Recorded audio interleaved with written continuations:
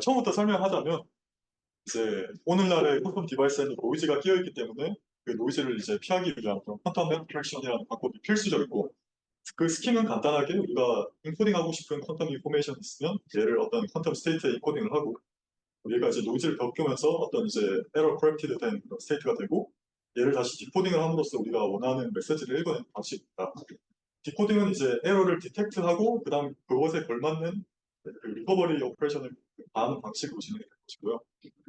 먼저 이 퀀텀 인포메이션을 어떻게 인코딩하는지에 대해서 간단하게 설명을 하자면 결국 그 적은 수의 큐빗을 더 큰 힐버 스페이스에 그런 인베딩 시키는 하나의 맵핑이라고 보시면 됩니다. 그래서 소위 NKD 퀀텀 에러 프랙션 코드라고 하는 것은 우리가 넣고 싶은 K개의 큐빗을 이제 N개 더 큰 힐버 스페이스에 그렇게 인베딩을 시키는 맵핑이 돼 이제 여기서 D라는 파라미터가 의미하는 것은 이 그러니까 에러의 크기가 그 D개 이상일 때 이제 인코디드 된 인포메이션이 망가지게 된다는 것을 의미합니다. 이거는 많이 쓰는 노테이션이니까 알아두시면 좋을 것 같고 그래서 오늘 소개할 이제 주제들은 주로 이제 2D 토리 코드와 그것의 이제 어큐레시 스레스홀드라는 것에 대해서 얘기를 할 것이며 그것과 이제 클래시컬 스탠맥 모델 그리고 퀀텀 매니바디 시오리에 대해서 시간이 되면 더 얘기를 하도록 하겠습니다. 먼저 이제 호몰로지에 대해서 간단하게 얘기를 할 것인데요. 어렵지 않으니까 집중해 주시면 감사하겠습니다. 먼저 사이클이라는 개념을 도입할 건데 이 사이클은 말 그대로 그냥 체인인데 이제 바운더리가 없는 그런 체인을 얘기합니다. 그래서 옆에 토러스를 보시면 이제 여기 C1, C2, B1, B2 얘네가 다 이제 사이클이 되는 거죠. 룹으로 구성되어 있으면 다 사이클이라는 이제 호칭을 붙일 거고요. 이제 바운더리라는 애들은 사이클 중에서도 어떤 2D 오브젝트의 바운더리가 되는 그런 사이클을 우리가 바운더리라고 부를 것입니다. 그래서 여기는 B1은 이제 여기는 이 네모난 영역의 바운더리 때문에 B1은 바운더리고 마찬가지로 B2도 바운더리가 됩니다. 하지만 이 C1 자체는 이렇게 이 토러스의 하나를 이렇게 감싸는 그런 인데요. 잘 생각해 보시면 얘는 어떤 2D 오브젝트의 바운더리가 될 수 없음을 알 수 있습니다. 왜냐하면 바운더리라면 반대쪽에 어떤 이제 추가적인 루프가 있어야 되는데 전혀 그렇지 않은 상황이기 때문이고요. 마찬가지로 C2도 이제 그 바운더리가 아닌 사이클이라고 볼 수 있습니다. 그래서 이걸 보시면 대충 감이 잡히겠지만 사이클 중에서도 그 바운더리가 아닌 사이클들이 이제 우리가 살고 있는 이 매니폴드의 어떤 기하학적인 구조에 대한 정보를 준다는 것을 알 수 있죠. 아, 그리고 요 바운더리들, 그러니까 B1과 B2는 이렇게 네모난 조각들을 붙이면서 서로 이렇게 디포메이션을 할 수가 있어요. 왔다 갔다 할 수 있고. 근데 반대로 요 B1은 아무리 네모를 우리가 종종 거려도 C1 루프로는 이런 디포메이션을 할 수가 없습니다. 그래서 이 네모 조각들을 붙임으로써 디포메이션이 되냐 안 되냐를 통해서 우리가 요 사이클들 상에서 어떤 이퀴밸런스 클래스를 디파인 할 수가 있고요. 그거를 우리가 이제 이 호몰로지 클래스라고 부르는데 쉽게 말해서 두 개 사이클이 이제 호몰러거스하다는 것은 결국 걔네 둘이 이렇게 조물조물 해가지고 서로 옮겨질 수 있다는 것을 의미합니다. 그래서 토러스의 경우에는 이제 이런 이퀴밸런스 클래스들의 집합을 우리가 이제 퍼스트 호몰로지 그룹이라고 부르고 그래서 토러스인 경우에는 이제 이 트리비얼한 룹 그리고 요 C1 룹, 요 C2 룹 그리고 C1과 C2가 이제 둘 다 있는 이런 네 개의 이제 호몰로지 클래스가 생기게 됩니다. 그래서 그림으로는 이제 간단하게 이렇게 도식화를 했고요. 여기까지 질문 있을까요? 이 부분을 이해하는 게 중요해가지고 혹시나 질문 있으시면 바로바로 해주시면 감사하겠습니다. 이제 토리 코드에 대해서 소개를 할 것인데요. 토리 코드는 이제 97년에 키타이프가 먼저 제안을 했고, 스테빌라이저 코드인데, 그러니까 스테빌라이저 코드를 잘 모르신다고 하셨죠. 어떤 스테이트냐면, 이런 A 오퍼레이터와 B 오퍼레이터를 정의를 할 것인데, 이 V는 이제 벌텍스의 약자고, P는 이제 플라케의 약자입니다. 그래서 벌텍스는 요 네모에서 이제 요 꼭지점들, 그리고 플라케는 요 네모, 그러니까 페이스를 의미합니다. 그래서 요 AV 오퍼레이터는 V 벌텍스 주변으로 이제 4개 이웃한 그런 큐빗에 요 X 오퍼레이션을 가하는 오퍼레이터를 의미하고 플라케 오퍼레이터 BP는 이제 P 플라케 주변을 감싸는 요 4개의 이제 큐빗에 G 오퍼레이터를 가하는 것을 의미합니다. 그래서 뭐 이제 퀀텀 에러 프랙션에서는 요 A하고 B 오퍼레이터를 이제 체크 오퍼레이터 또는 스테빌라이저 그룹의 어떤 제너레이터라고 부르는데 그러니까 우리가 이제 인코딩 하고 싶은 그 스페이스는 결국 요 AV와 이 BP의 그 플러스 원 아이젠 스테이트에 해당합니다. 그래서 모든 V와 모든 P에 대해서 이 조건이 만족되는 스테이트들만 생각을 할 거고, 우리가 아니 뭐야 이거 계속. 이 서브스페이스에 이제 우리가 원하는 퀀텀 인포메이션을 인코딩 할 것입니다. 뭐 이제 퀀텀 매니바디 스토리적으로는 이제 요 코드 스페이스 자체를 어떤 요런 해밀토니안의 이제 그라운드 스테이트 서브스페이스라고 이해를 할 수도 있고요. 그러니까 서페이스 코드라는 용어를 많이 쓰는데 요거는 이제 토리 코드의 어떤 바운더리가 있는 버전이라고 생각하시면 되고, 이제 실질적인 실험에서는 이 서페이스 코드를 더 많이 해요. 왜냐하면 토러스 모양의 큐빗을 만들기가 어려우니까. 그래서 이제 놀라운 것은 이제 최근의 실험에 진짜로 이제 이런 토리 코드들을 만들어서 사람들이 이제 실험을 하고 있고, 최근에 실제로 이제 퀀텀 에러 커렉션이 효과가 있다는 논문도 구글 퀀텀 AI가 23년에 발표를 했었습니다. 그래서 공부하기 아주 시기적절한 시기라고 할 수 있고. 질문 있을까요? 혹시 저기서 뭐 구글이나 실제로 토리 코드를 구현하기 위해서 쓴 큐빅 개수 같은 거 정확히는 모르겠는데 아마 한 5 곱하기 5, 7 곱하기 4, 그 정도일 것 같아요. 50개 정도로 알고 있어요. 네. 이제 토리코드의 그라운드 스테이트에 대해서 좀 더 자세하게 살펴볼 건데, 먼저 요 이제 X 오퍼레이터, 파울리 X 오퍼레이터의 이제 아이젠 스테이트 플러스와 마이너스를 생각하겠습니다. 그래서 플러스인 경우로 우리가 이렇게 occupied 된 스트링으로 표기를 할 거고, 마이너스인 경우는 이렇게 이제 빈 스트링으로 표기를 할 것입니다. 그럼 먼저 이 AD 오퍼레이터의 플러스 원 아이젠 스테이트가 뭔지를 보면, 그 주변에 결국 입은 게 어떤 플러스 원이 있어야 된다는 거잖아요. 그래서 요렇게 요 V를 근방으로 이제 이렇게 주황색이 입은 게만 있는 스테이트들만 이제 요 AV에 대해서 플러스 원 아이젠 밸류를 가지는 것을 알 수 있습니다.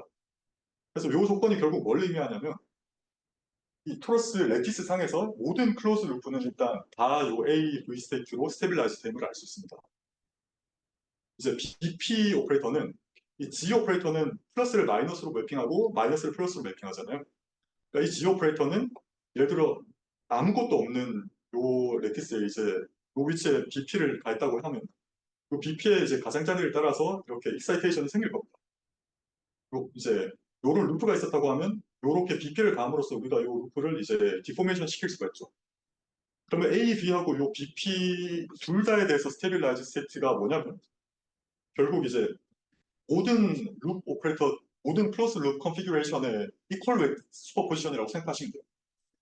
그래서 이 토러스 상에서 우리가 생각할 수 있는 모든 루프들을 이제 다 더한 그런 스테이트가 이제 토리코드의 그런 스테이트가 되는데, 그럼 이제 여기서 할 수 있는 질문은 과연 모든 룹 컨피규레이션이 다 서로 디포메이션이 될 수 있느냐라는 질문을 할 수 있는데, 앞에서 호몰로지 얘기를 보면 아시듯이 당연히 아니겠죠.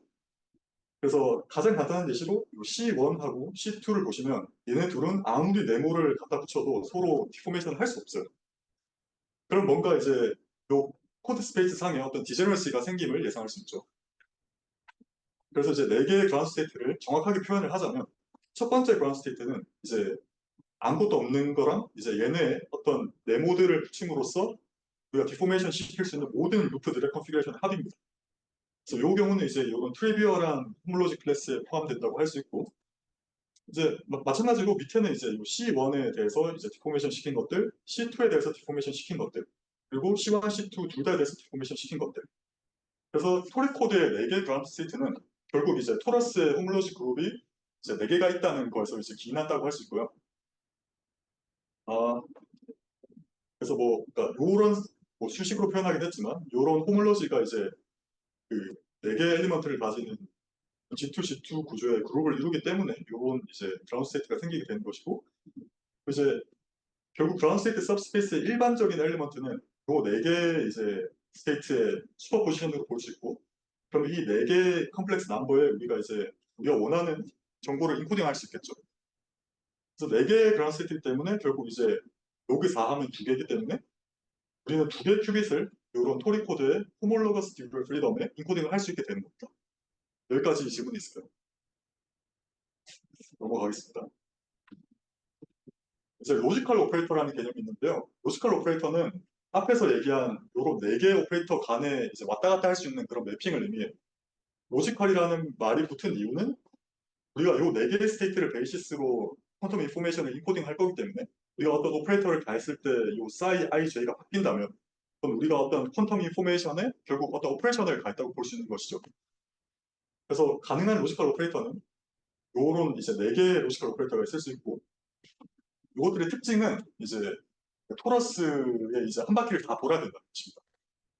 반대로 얘기하면 이 한 바퀴를 도는 것보다 이제 좀 더 작은 파이나이트한 서포트를 가지는 그런 오퍼레이터들은 이 토리코드 스테이트에 우리가 아무리 오퍼레이션을 가해도 그 변화를 줄 수가 없어요. 가장 간단하게 예시를 들자면 우리가 이 스테이트에 이렇게 네모난 플라케를 가해도 이 네모난 플라케에는 이미 그러면 이제 이 루프가 생기게 되겠죠. 그 루프가 생긴 거는 이미 이 스테이트 안에 다 포함이 되어 있기 때문에 스테이트가 변하지가 않습니다. 그래서 요점은 이제 non contractible한 그 루프를 따라서 그 오퍼레이터가 가해져야만 이제 이 토리 코드에 인코딩된 퀀텀 인포메이션이 이제 망가지게 되는 것이죠. 그래서 앞에 소개한 노테이션에 따라서 얘기를 하자면 우리가 두 개의 큐빗을 이제 L 스퀘어계 죄송합니다. 2L 스퀘어죠. 2L 스퀘어계 큐빗에 인코딩을 했고 그 에러의 이제 서포트가 L개 이상이 되어야 이제 그 로지컬 오퍼레이션이 가해질 수 있다. 그래서 뭐 2L2, 2LQCC라고 볼 수 있습니다.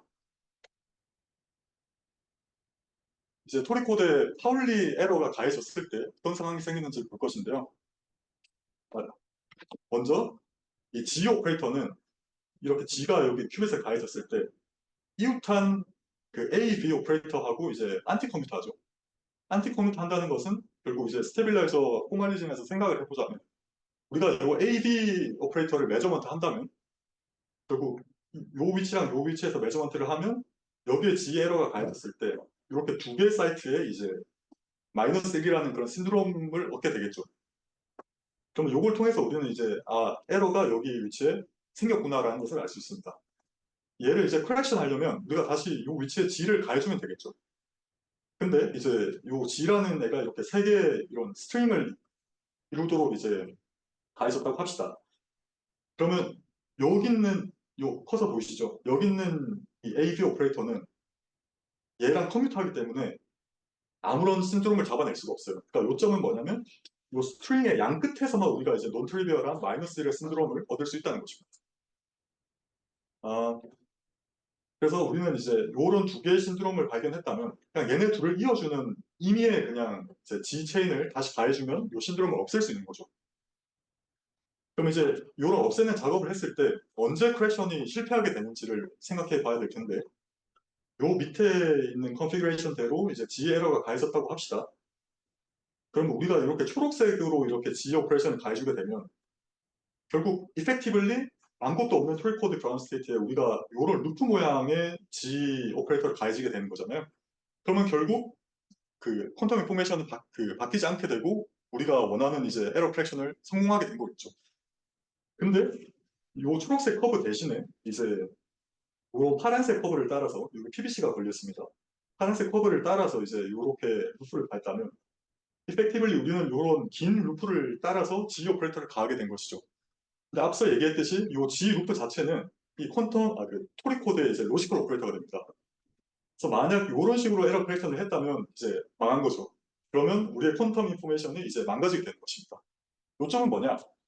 그래서 우리가 볼 수 없는 에러 체인과 이제 얘네랑 같은 바운더리 사이트를 공유하는 우리의 커렉션 체인이 만약 논 트리비얼한 호몰로지 클래스에 속하게 된다면 이제 우리는 퀀텀 에러 커렉션이 실패하게 되는 것입니다. 여기까지 질문 있을까요? 네. 로지컬 오퍼레이터를 가해줘서 망한다라고 그 표현에 대해서 혹시 그러니까 로지컬 오퍼레이터라는 것은 결국 얘네들 간의 매핑을 야기할 수 있는 오퍼레이터입니다. 그러면 우리가 여기에 인코딩한 C가 이제 위치가 바뀌게 되겠죠. 그래서 이제 망한다는 표현을 쓴 것이고. 네. 여기까지 클리어하면 좋을 것 같은데. 네, 넘어가도록 하겠습니다. 파울리 X 오퍼레이터 에러에 대해서도 똑같습니다. 똑같은데 이제 차이점은 앞에서는 이제 이런 오리지널 레티스에 대해서 우리가 작업을 했었는데 뒤에서는 이제 이 듀얼 레티스에서 이제 똑같은 일이 발생하게 됩니다. 그래서 이제 X 에러는 이 BP 오퍼레이터와 BP가 이 네모난 플라키 오퍼레이터였죠. 이 BP 오퍼레이터랑 이제 안티 컴퓨트 하게 됩니다. 이웃한 놈들만 이제 안티 컴퓨트 하게 되고 그래서 우리가 모든 BP를 측정한다면 요 에러 스트링의 양 끝점에서 이제 마이너스 1이라는 신드롬을 얻을 수 있을 겁니다. 그럼 우리가 이 신드롬을 이제 있는 임의의 이제 X 루프를 가함으로써 이제 에러 크랙션을 할 수 있겠죠. 마찬가지로 이 에러 크랙션과 우리의 이제 크랙션 체인이 논 트리비얼한 홈로지 클래스에 속하게 되면, 그러니까 다른 말로 논 컨트랙티브라는 루프를 이루게 된다면 에러 크랙션이 실패하게 되는 것이죠. 그리고 보시면 알겠지만 이 G 오퍼레이터랑 G 에러랑 X 에러에 대해서 이제 똑같고 이제 이건 오리지널 레티스냐 듀얼 레티스냐의 차이만 이제 존재함을 알 수 있는데, 이제 이런 피처는 이제 소위 CSS 코드라고 불리는 그런 에러 크랙션 코드의 제네릭한 특징이라고 생각하시면 될 것 같습니다. 이제 디코딩을 어떻게 할 수 있는지에 대해서 얘기를 할 것이고, 이제 가장 간단한 디코딩 방법인 이제 미니멈 웨이트 퍼펙트 매칭이라는 MWPM이라고 불리는 디코더를 소개하도록 하겠습니다. 그래서 앞에서 이제 G 에러랑 X 에러가 이제 이큐블런트 하다는 걸 얘기했기 때문에 이제 앞으로는 G 에러에만 포커스를 두도록 하겠습니다. 그래서 저희의 가정은 이제 에러 모델을 결국 가정하고 얘에 걸맞는 우리가 디코딩 알고리즘을 얘기를 해야 되는데요. 이 G 에러가 모든 사이트에 이 P라는 확률로 이제 인디펜던트하게 나타난다고 가정을 하겠습니다. 그럼 우리가 어떤 에러 체인 G 에러 체인 E를 얻었다고 했을 때 얘가 일어날 확률은, 그러니까 n 빼기 이 크기만큼에서는 이제 에러가 안 일어나고, 그리고 이제 이 사이트 개수만큼에서는 이제 에러가 일어나겠죠. 앱솔루트 표기는 이제 E의 서포트를 얘기합니다. 그래서 이제 간단하게 이제 이런 확률로 이런 에러가 생김을 알 수 있고, 이건 이제 수식적으로 그냥 이제 이렇게 표현할 수 있겠죠. 이제 MWPM 디코더가 하는 일은 뭐냐면, 이제 어떤 우리가 신드롬 메저먼트를 해가지고 어떤 특정 포인트들의 이제 마이너스 1 신드롬을 얻었다고 생각을 해봅시다. 얻으면 이제 걔네를 잇는 임의의 어떤 신드롬 체인을 우리가 생각할 수 있겠죠. 그 체인이 주어졌을 때 이 디코더가 하는 일은 그 그러니까 신드롬 체인이 있다면은 결국 에러 체인은 이 신드롬 체인하고는 같은 바운더리를 가져야겠죠. 그러니까 같은 바운더리를 가지는 에러 체인들 중에서 이 확률을 토대로 가장 이제 프로베블한 그런 에러를 선택하는 것입니다. 그래서 그리고 이 PR 엡실론을 이제 맥시마이즈 해야 되는데, 요 식을 보시면 알겠지만 PR 엡실론을 맥시마이즈 한다는 건 이제 뭐 로그 PR 엡실론을 맥시마이즈 하는 거고, 이걸 보시면 이제 간단하게 이 엡실론이 이제 미니마이즈 될 때 이 에러가 이제 가장 커짐을 알 수 있습니다. 그래서 이 디코더가 선택하는 것은 이제 이런 두 개 신드롬이 주어졌을 때 가장 짧은 루프를 이제 선택하는 거죠. 그래서 여기는 이제 엡실론 스타가 이제 옵티멀한 그 루프라고 볼 수 있고, 그리고 이제 쇼티스트 랭스의 그런 에러 체인을 잡게 되는 것입니다. 그래서 우리가 에러 크랙션 하려면 이제 이 체인을 따라서 G 오퍼레이터를 다시 가해주면 되겠죠. 이제 이러한 미니멀한 랭스를 가지는 체인을 찾는 거는 그 포리코드 랭스에 대해서 폴리노미얼한 컴플렉시티를 가지기 때문에 이제 실생활이 아니죠. 프랙티컬하게 쓰기에 효율적이라고 할 수 있습니다. 근데 이제 여기서 할 수 있는 질문은, 그럼 이게 P가 결국 에러 레이트가 엄청 커지게 되면 이 디코더도 언젠가는 이제 망가지게 될 텐데, 그럼 우리가 어치브할 수 있는 가장 큰 맥시멈 P는 뭐냐? 그리고 또 다른 질문은 과연 이렇게 디코딩하는 방법이 가장 포리코드에서 옵티멀한 방법인가? 라는 질문을 할 수 있겠죠. 그래서 이제 저희가 던질 질문은 어떤 신드롬, 그러니까 이 S는 이제 마이너스 1이 디텍트된 포인트들을 의미합니다. 어떤 신드롬 S가 주어졌을 때 에러를 크랙션 할 수 있는 가장 옵티멀한 스트래티지가 뭐냐라는 질문이고, 이 질문에 대해서는 이제 2000번 이상 인용된 2002년 키파이프 프레스킬 등등이 이제 쓴 논문에서 답을 했습니다. 그래서 전략은 일단 요 S가 주어졌을 때 얘랑 어떤 컨시스턴트한 어떤 신드롬 체인을 우리가 생각할 수 있어. 실질적으로 일어난 에러 체인 우리가 뭔지는 모르지만 있겠죠. 근데 이제 두 개의 바운더리가 이 S로 같기 때문에 우리가 알 수 있는 거는 요 두 개가 이제 요런 관계식을 만족한다는 것입니다. 그러니까 어떤 사이클에 대해서 이제 엡실론하고 S가 요런 관계를 가진다는 거죠.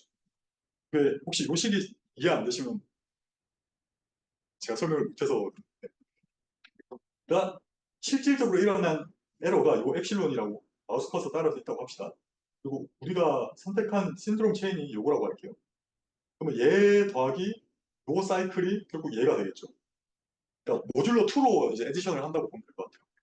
그런 센스에서 이제 이 두 개가 어떤 사이클에 대해서 이제 이런 에디션 관계를 가진다고 치고 이제 우리가 여기서 이제 선택할 수 있는 거는 이 C가 어떤 호몰로지 클래스에 포함되냐는 거죠.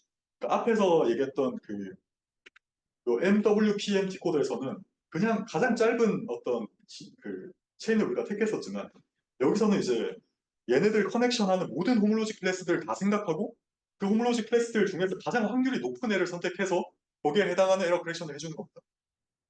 그래서 given 어떤 신드롬 S에 대해서 이 C라는 체인이 호몰로지 클래스 H에 포함될 확률을 이런 컨디셔널 프로베빌리티로 이제 표기를 했을 때 요거는 S 신드롬이 주어질 확률에 요 E가 S 더하기 C 대 C가 이제 H에 포함될 확률을 나눈 걸로 되고 바이 데피니션 요 경우는 이제 그냥 요렇게 H에 포함되는 C에 대해서 이걸 다 더하면 되겠죠. 그냥. 밑에는 이제 모든 호몰로지 클래스에 대해서 다 더해주고 보시면 알겠지만 요 확률을 구하는 게 엄청 코스트가 크겠죠. 왜냐면 모든 루프들에 대해서 다 확률을 더해야 되기 때문에 실질적으로는 이제 익스포넨셜한 그런 코스트가 듭니다. 그래서 진짜 리얼타임에서 이제 에러가 생기고 얘를 이제 프랙션하고 하기에는 무리가 있어요. 하지만 이제 이게 이론적으로 의미를 가지는 이유는 포리코드라는 그 퀀텀 에러 프랙션 코드 자체에 이제 진짜 인트린식한 어떤 캐패시티가 얼마인지를 이제 알 수 있다는 거죠. 그래서 이제 요 디코더가 하는 일은 이 모든 PL H와 S를 다 계산하고 이 중에서 이제 가장 확률이 높은 호몰로지 클래스 H를 픽하는 겁니다. 그리고 이제 커렉션은 그 픽한 H에 속하는 임의의 그냥 요 C를 구해서 S 플러스 C에 해당하는 이제 커렉션을 해주면 되겠죠. 요게 성공할 확률은 이제 어떤 신드롬 PRS가 주어졌을 때 이제 요걸 맥시마이즈 시키는 요 앞에서 얘기한 확률을 다 곱해 준 걸 다 더하면 되겠죠. 여기까지 질문 있을까요? 너무 지금 급하게 하고 있는 것 같은데 다 클리어 하신가요? 오케이. 그럼 이제 할 수 있는 질문은 마찬가지로 결국 우리가 토리 코드가 커지면 커질수록 이게 그 코드 디스턴스가 커지기 때문에 그 에러 크랙션을 할 수 있는 능력이 더 높아질 거는 예상할 수 있잖아요. 그럼 진짜 L이 무한대로 커졌을 때 과연 우리가 모든 에러 레이트 P에 대해서 다 이제 성공을 할 수 있냐? 아니면은 어떤 맥시멀한 밸류 P가 존재해서 그 밑에서는 다 이 석세스 프로베빌리티가 1에 수렴하는데 그 위에서는 이제 망가져버리는 그런 트랜지션이 존재하냐라는 질문을 할 수 있겠죠. 그리고 이제 여기에 대해서 답을 하기 위해서는 이제 토리 코드를 랜덤 폰다이징 모델이라는 스태티스티컬 모델에 매핑을 해야 됩니다. 그래서 우리가 할 일은 이제 이 PRS 플러스 C를 이제 계산을 해볼 거예요.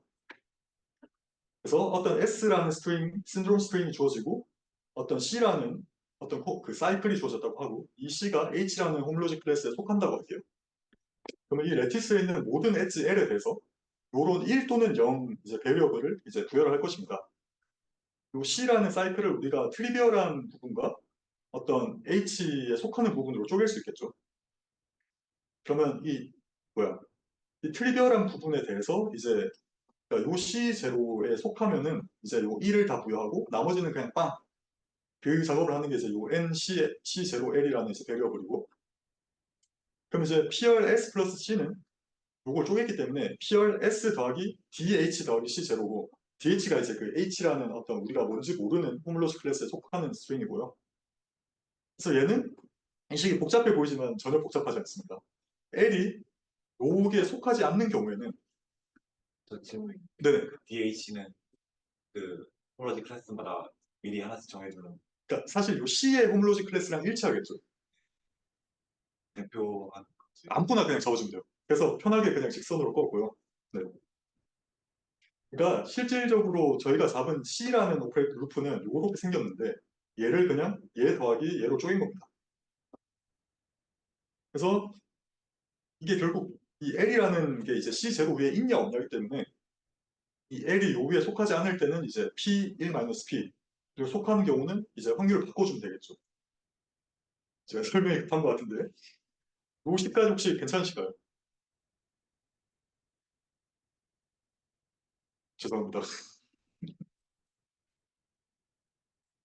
계속 진행을 하도록 하겠습니다. 그래서 여기서 이제 식을 변형을 하면 트리비얼하게 이렇게 팩터를 그냥 빼낼 수 있고요. 그래서 이거 빼낸 거 그냥 무시하고 이제 프로포셔널 이제 노테이션으로 쓰도록 하겠습니다.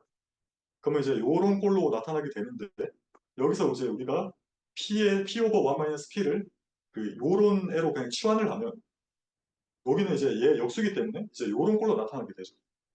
뭔가 이제 스태티스티컬 메카닉스를 공부하신 분들은 이 어떤 베타라는 템퍼레처에 대해서 이게 이 L이 요런 스트링에 있냐 없냐에 따라서 이 커플링의 그런 부호가 지금 반대로 바뀌는구나라는 걸 생각할 수 있죠.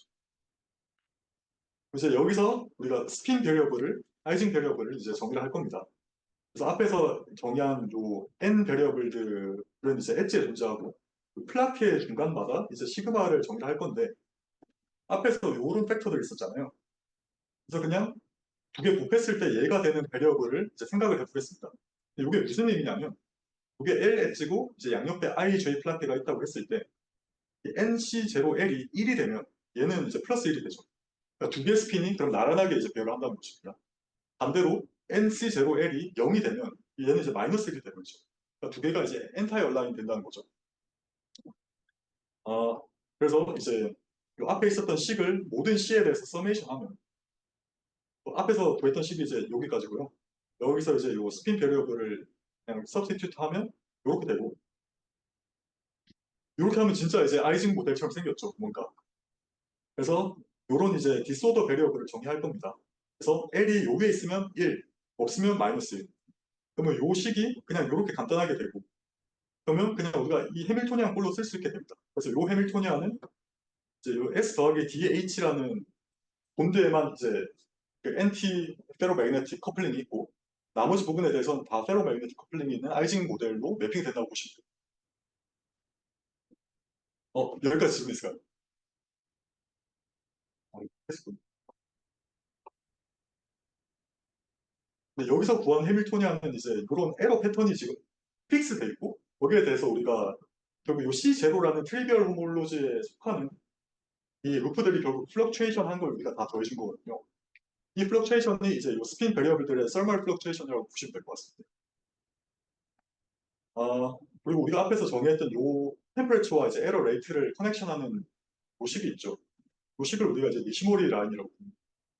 그래서 요거는 원래 그 토리 코드에서 먼저 얘기된 게 아니고 옛날에 이제 2D 랜덤 본다이징 모델을 풀 때 이제 니시모리라는 사람이 찾은 이그젝틀리 솔버블한 그 라인이라고 보시면 돼요.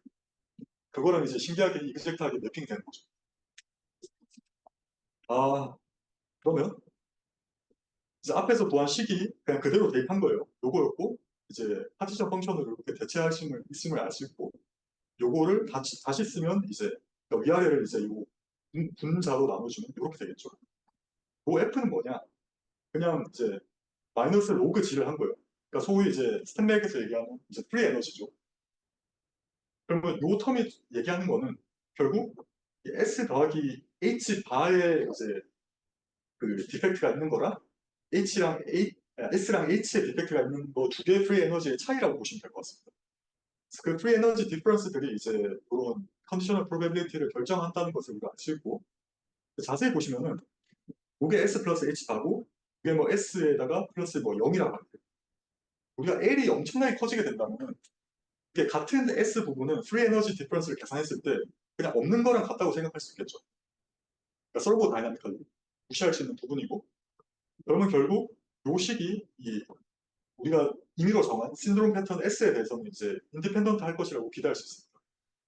이 부분은 이제 그냥 제가 휴리스틱하게 준비를 한 부분이고 좀 더 엄밀한 아규먼트가 있으니까 그거는 필요하신 분들이 보시면 될 것 같습니다. 그래서 앞에서 이제 정의한 P 석세스의 이제 비헤이비어가 중요할 텐데 이렇게 정의를 했었고 이게 맥시멈이니까 그냥 H에 트리비얼 호몰로지를 끼워 넣겠습니다. 이렇게 바운드가 될 것이고 이 부분은 이제 이렇게 기술되는데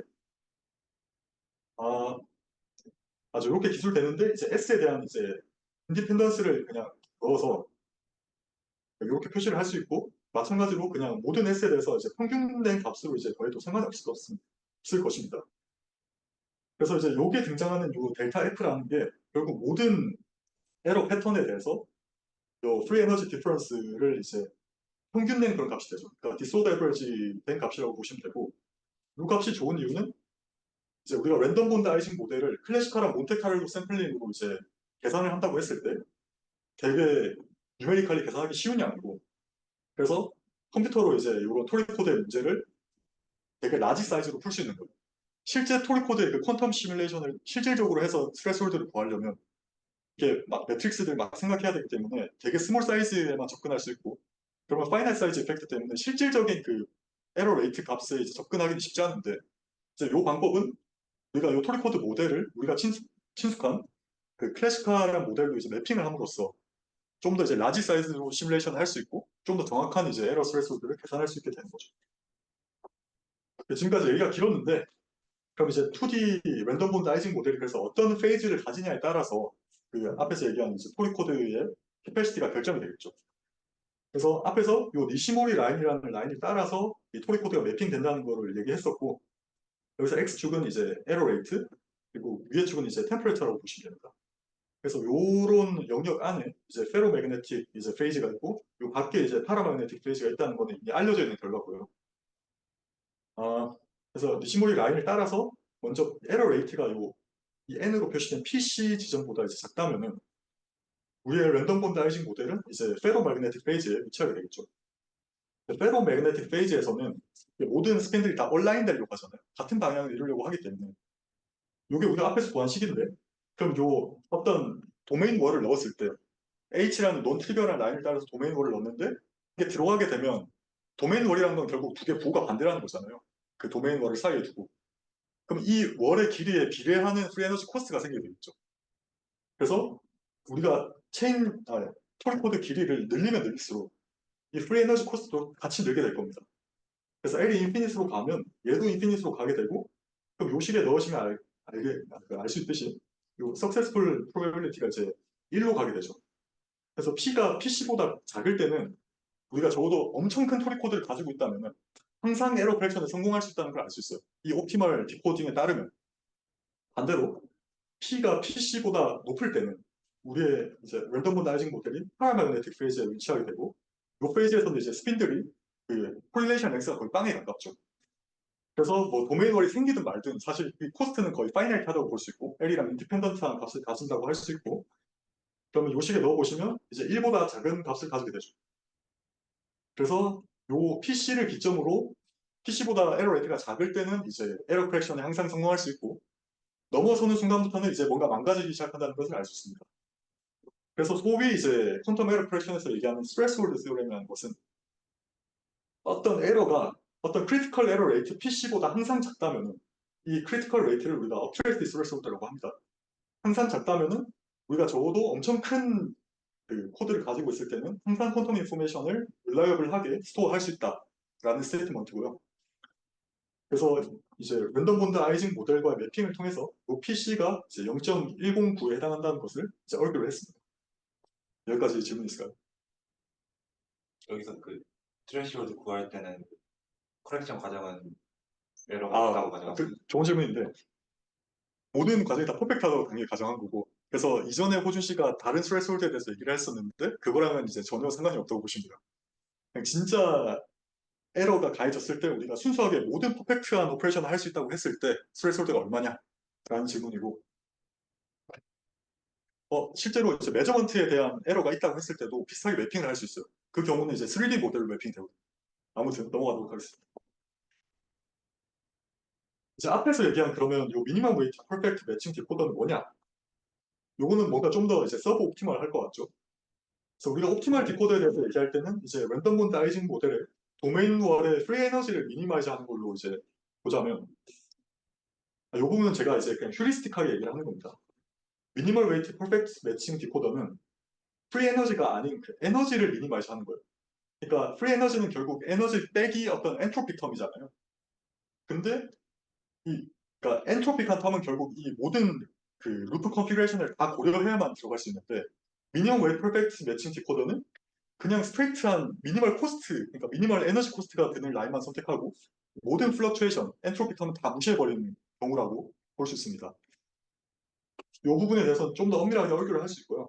그래서 엔트로피 텀이 없기 때문에 결국 이 MWPM 디코더는 이제 요 제로 템퍼레처에서의 2D 랜덤 본다이징 모델이랑 정확히 매핑이 됩니다.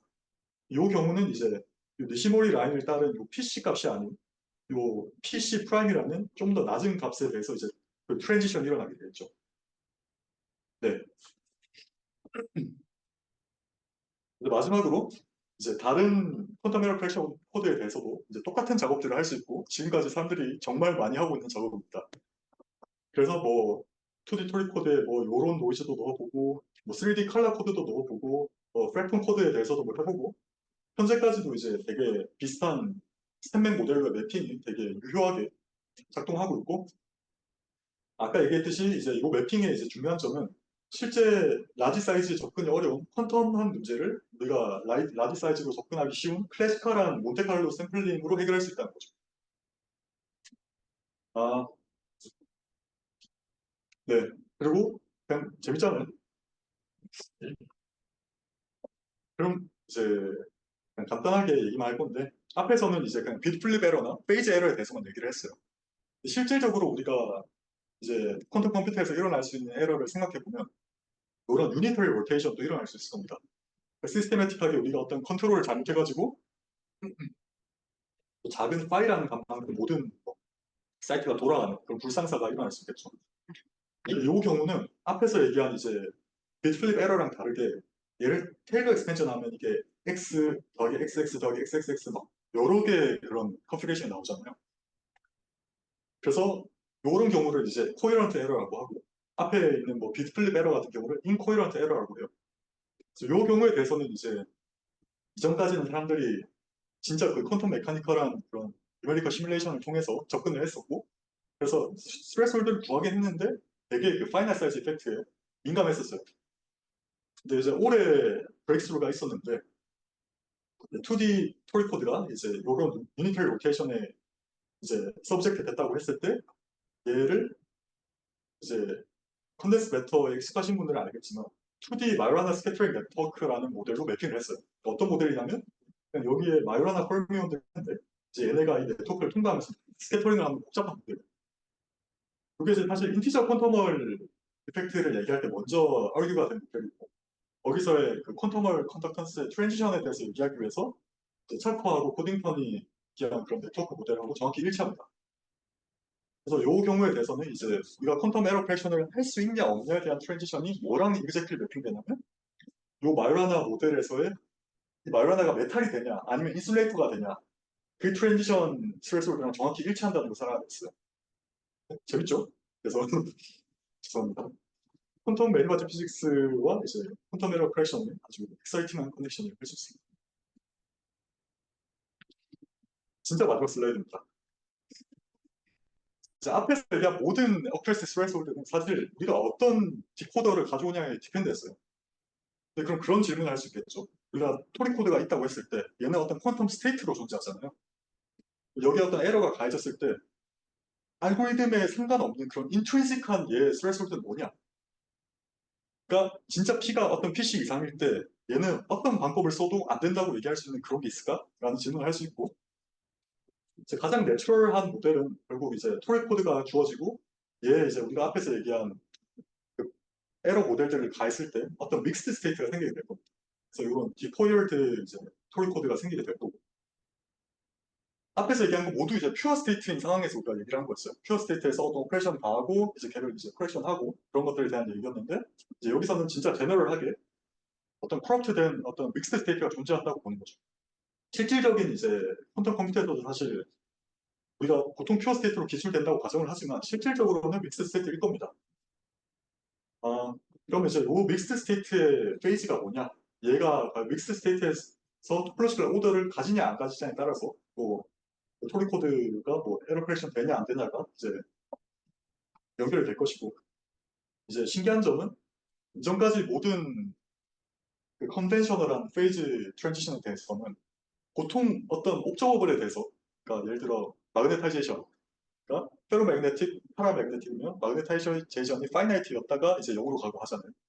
그런 유저얼한 옵저버블들도 이제 그 트랜지션이 파악이 됐었는데 이제 이런 믹스드 스테이트로 우리가 페이즈의 개념을 끌고 가게 되면 이런 유저얼한 옵저버블로는 페이즈를 디텍트 할 수가 없어요. 항상 컨티뉴어스하게 떨어지게 되고 우리가 기대하는 싱귤러리티를 보기 힘들게 됩니다. 그럼 뭘로 페이즈를 디텍트 해야 되냐? 놀랍게도 이제 퀀텀 인포메이션 스레티컬 퀀티티들 그러니까 이 믹스 스테이트 자체의 인테글먼트를 분석해야 이제 이 실질적인 그런 믹스 스테이트 토포로지컬 오더를 디텍트할 수 있다는 것을 작년부터 사람들이 이제 알아오기 시작했고요. 그래서 간단한 예시로 이제 토포로지컬 엔테일먼트 네거티비티라는 양이 있습니다. 그래서 얘가 로그 2일 때는 이제 이 스테이트가 토포로지컬 오더를 가지고 0일 때는 이제 토포로지컬 오더를 안 가지는 그런 퀀티티인데, 이 정확히 앞에서 얘기한 옵티멀 디코더의 스트레스홀드인 0.109라는 값에서 이 토포로지컬 엔테일먼트 네거티비티가 로그 2였다가 0으로 딱 떨어진다는 것을 이제 알아내게 됐고, 그래서 앞에서 얘기한 옵티멀 디코더가 진짜 이 토리 코드 자체의 어떤 인트린식한 스트레스홀드에 해당한다, 뭐 그런 얼규먼트들이 있어요. 그래서 이 디코런스가 있을 때의 페이지 오브 매터는 되게 얼마 전부터 연구가 되기 시작된 분야고, 또 퀀텀 인포메이션하고의 되게 흥미로운 연관점이 많다고 생각해요. 그래서 관심 있으신 분들은 공부를 해보시면 좋을 것 같습니다. 그래서 요약하자면 2D 토리 코드는 퀀텀 인포메이션을 이제 그 토리 코드 자체의 호몰로거스한 디그리 프리덤에 인코딩하는 거다. 뭐 MWPM 디코더는 이제 가장 프로버블한 에러 체인으로 이제 펄션하는 거다. 옵티멀 디코더는 뭐야 이거 많이 똑같네요. 가장 프로베블한 호몰로지 클래스를 이용해서 이제 매핑하는 거다. 그래서 이 경우는 이제 미니멈 에너지에 해당했고, 이 경우는 이제 미니멈한 프리 에너지에 해당했다. 어큐레시 스레스홀드는 이제 니시모리 라인이라는 라인을 따라서 이런 RBIM이라는 디스오더드 스태믹 모델을 공부함으로써 이제 알 수 있었다. 네, 중요하다. 네, 중요하다. 네, 그렇습니다. 발표 여기까지고요. 너무 두서 없었던 것 같은데 혹시 질문해 주시면 감사히 받겠습니다. 그 앞에 서페이스 코드 이미지가 있었는데 그 같은 경우에는 프레딕 바운더리 컨디션을 그냥 그대로 주는 건가요? 예, 그러니까 어떤 사용을. 제너레이터가 어떻게 바뀌냐는 질문인 거죠. 예, 좋은 질문인데, 그러니까 여기 있는 플러스가 있잖아요. 이 플러스가 이 엣지로 가면 어떻게 바뀔 것 같아요? 하나 빼고. 자르면 되겠죠, 그냥. 그래서 이게 토리 코드에서 얘기할 때는 이 바운더리 컨디션의 종류가 두 가지가 있거든요. 첫 번째는 이제 이렇게 자르, 그러니까 스무스한 바운더리, 아무것도 안 튀어나와 있잖아요. 예. 두 번째는 이제 요 하얀 큐빗을 제거하면 이런 뾰족뾰족한 바운더리가 있을 수 있겠죠. 그래서 스무스 바운더리, 러프 바운더리 두 개가 있는데, 보통 서페이스 코드 실험할 때 많이 쓰는 거는 이제 한쪽에 대해서는, 그러니까 요 예를 들어 가로축에 대해서는 이제 스무스 바운더리고, 버티컬 방향에 대해서는 이제 러프 바운더리. 이렇게 하면 요 경우는 큐빅 두 개가 아닌 하나를 인코딩할 수 있어요. 큐빅 두 개가 아니라 네. 구현을. 그러니까 간단하게 생각해 보면은 토리 코드가 사실 피오딕 바운더리 컨디션 있잖아요. 모든 A, B를 다 곱한 거랑 모든 BP 다 곱한 게 1이 되잖아요. 그럼 그게 이제 두 개의 어떤, 그러니까 인디펜던트한데 이제 딱 두 개만큼 덜 인디펜던트하게 돼가지고 두 개 큐빗이 들어간다고 얘기할 수 있는데, 피오딕이면 뭔가 그런 릴레이션이 덜 날 것 같잖아요. 그죠? 네. 그래서 하나로 줄어듭니다. 음, 어, 그리고 그러면 적대에 대해서도 뒤에처럼 옵티멀한 걸 개선을 사람들이 하나요? 사실 앞에서 뒤에서 제가 얘기한 거를 서페이스 코드에 대해서도 똑같이 할 수 있는 게, 결국 서페이스 죄송합니다. 오프레이트 스트레스홀드에서는 결국 설모 다이나믹 유닛을 생각해요. 결국 뭐 그 바운더리가 있든 말든 그냥 밀면 결국 이제 그 서블리딩한 펌으로 나타날 거고 중요하지 않을 겁니다.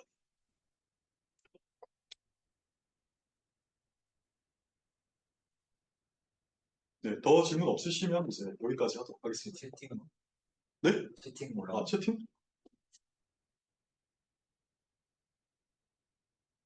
네. 들어주셔서 감사합니다.